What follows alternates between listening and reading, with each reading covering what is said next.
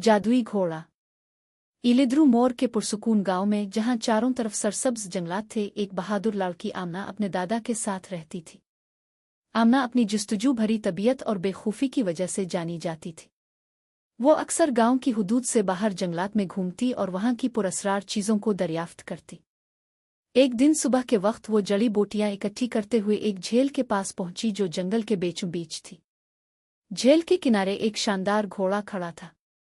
इसका जिस्म चांदी की तरह चमकता था और उसकी यल सितारों की रोशनी जैसी झिलमिला रही थी। इसकी गहरी ज़हीन आंखें सदियों के राज लिए हुए लगती थीं। आमना एहतियात से इसके करीब गई। घोड़े ने इसकी सच्चाई को महसूस करते हुए सर झुका लिया। अचानक आमना ने देखा कि इसके जिस्म पर कदीम निशान हल्की रोशनी में चमक रहे हैं। यह कोई आम घोड़ा नहीं था, बल्कि इलिद्रू मोर का मशहूर जादुई घोड़ा था जो सदियों पहले गायब हो गया था। तुम आ गई हो, घोड़े ने नरमी से कहा। मेरा नाम इस्टरीन है। मैं जादुई जंगल का मुहाफिज हूँ। इलिद्रू मोर खतरे में है और मुझे तुम्हारी मदद की जरूरत है।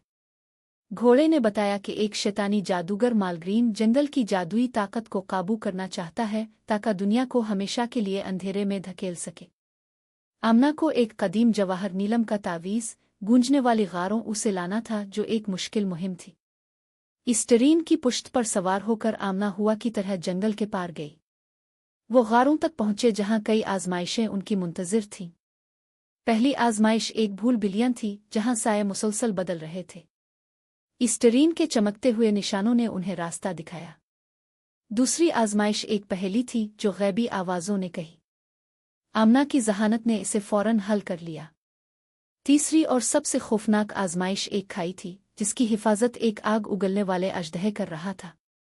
इस्टरीन ने खाई को हैरत अंगेज महारत से उबूर किया और आमना ने जादुई जड़ी बूटियां अजदहे की तरफ फेंके, जिससे वो वक्ती तौर पर पुरसुकून हो गया।